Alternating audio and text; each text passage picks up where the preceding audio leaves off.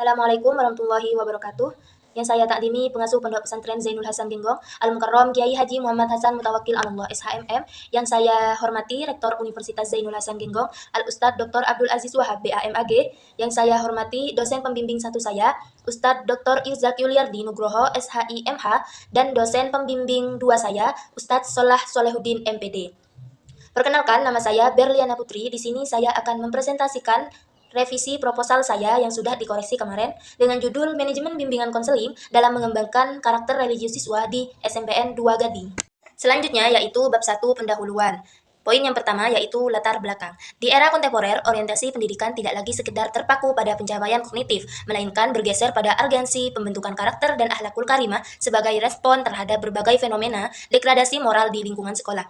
Layanan bimbingan dan konseling memiliki kedudukan strategis sebagai instrumen penguatan karakter religius siswa melalui internalisasi nilai-nilai teologis dan resolusi problematika personal yang selaras dengan norma agama. Pendidikan karakter religius menjadi alat utama dalam sistem pengajaran sekolah untuk menanamkan nilai-nilai keimanan ke dalam sikap moral, perilaku, dan kepribadian siswa. Sekolah tidak hanya menyampaikan pengetahuan kognitif, tetapi juga bertugas berbentuk transformasi spiritual agar lahir generasi berintegritas iman, disiplin, bertanggung jawab, serta peka terhadap sosial.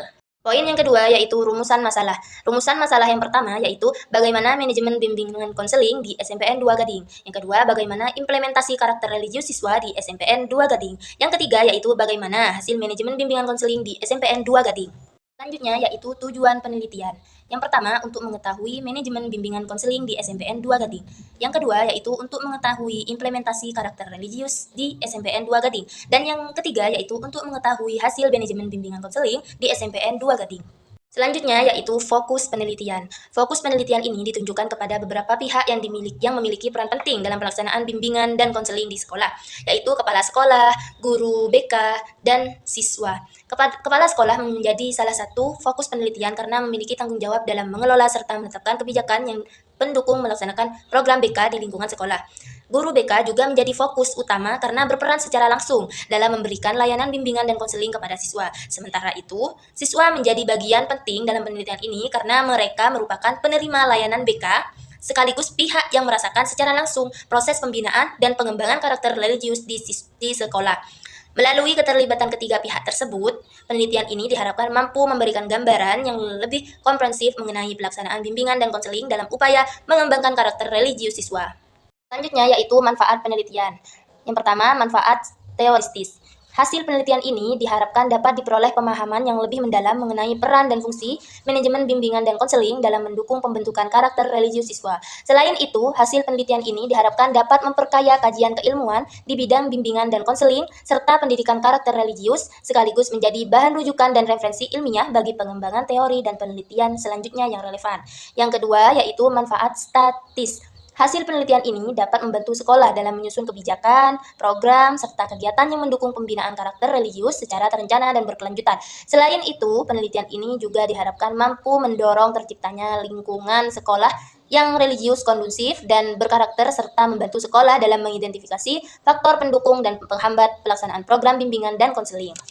Yaitu kajian penelitian terdahulu. Penelitian terdahulu merupakan telaah terhadap berbagai hasil penelitian yang telah dilakukan oleh peneliti sebelumnya yang memiliki hubungan dengan topik yang sedang diteliti. Kajian ini bertujuan untuk memberikan gambaran mengenai perkembangan penelitian dalam bidang yang sama serta menunjukkan posisi dan arah penelitian yang akan dilakukan. Dengan mempelajari penelitian terdahulu, peneliti dapat mengetahui berbagai temuan, pendekatan, dan metode yang telah digunakan oleh peneliti sebelumnya, sehingga dapat menjadi sebagai bahan referensi dan perbandingan dalam pelaksanaan penelitian. Selain itu, kajian terhadap penelitian terdahulu juga membantu peneliti dalam mengidentifikasi persamaan maupun perbedaan antara penelitian yang akan dilakukan dengan penelitian yang sebelumnya. Selanjutnya yaitu penelitian terdahulu. Peneliti yang pertama di sini dilakukan oleh Nurul Hidayah 2021, menyoroti pentingnya dukungan manajemen sekolah dalam pelaksanaan layanan bimbingan dan konseling. Hasil penelitian menunjukkan bahwa kerjasama yang baik antara kepala sekolah, guru BK, dan guru mata pelajaran menjadi faktor pendukung utama dalam keberhasilan pengembangan karakter religius siswa.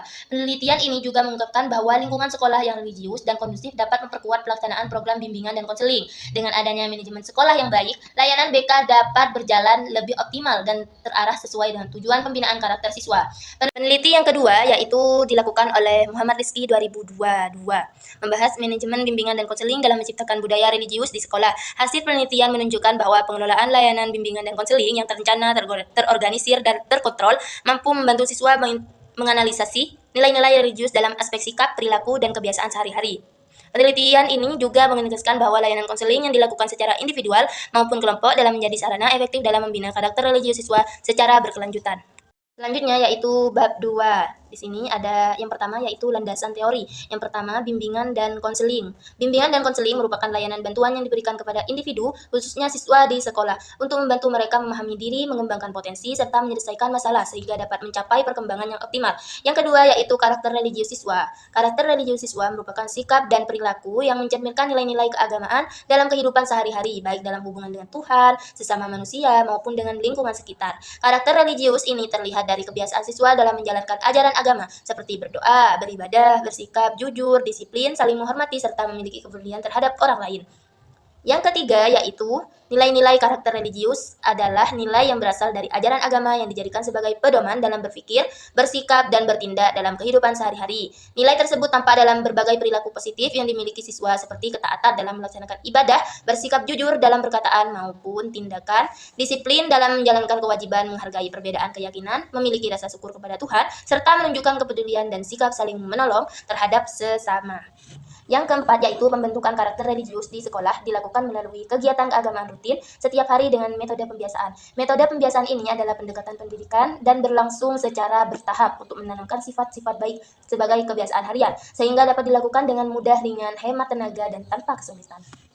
Selanjutnya yaitu bab 3, metode penelitian. Penelitian ini menggunakan pendekatan kualitatif dengan jenis penelitian studi kasus. Pendekatan kualitatif dipilih karena penelitian ini bertujuan untuk memahami secara mendalam proses manajemen bimbingan konseling dalam mengembangkan karakter religius siswa di SMPN 2 Gading. Penelitian ini tidak sekedar meneliti hasil ataupun output pembentukan karakter, tetapi lebih menitik beratkan pada proses, strategi, kebijakan, serta dinamika yang terjadi dalam praktek pengelolaan peserta didik di lingkungan sekolah.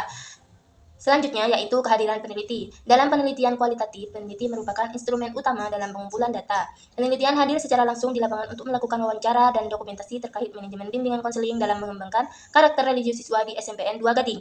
Menurut Sugiono, dalam penelitian kualitatif, peneliti berperan sebagai instrumen kunci yang mengumpulkan dan menganalisis data secara langsung. Selanjutnya yaitu data dan sumber data. Yang pertama, data primer. Data primer adalah data yang diperoleh secara langsung oleh peneliti dari sumber utama yang menjadi objek penelitian. Data ini sering disebut sebagai data asli atau data baru karena diperoleh langsung dari lapangan dan memiliki tingkat keaktualan yang tinggi. Untuk memperoleh data primer, peneliti harus melakukan proses pengumpulan data secara langsung di lokasi penelitian. Beberapa teknik yang dapat digunakan dan pengumpulan data primer antara lain observasi, wawancara, dan dokumentasi.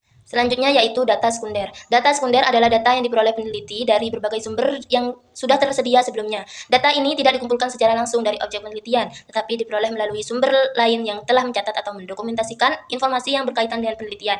Sumber data sekunder dapat berupa dokumentasi resmi dari lembaga atau instansi, arsip sekolah, laporan kegiatan, buku-buku akademik, jurnal ilmiah, serta berbagai referensi digital yang dapat diakses melalui internet. Selanjutnya yaitu teknik pengumpulan data. Yang pertama yaitu wawancara. Wawancara adalah salah satu teknik yang dapat digunakan untuk mengumpulkan penelitian. Secara sederhana dapat dikatakan bahwa wawancara adalah suatu kejadian atau suatu proses interaksi antara pewawancara dan sumber informasi atau orang yang diwawancarai melalui komunikasi langsung.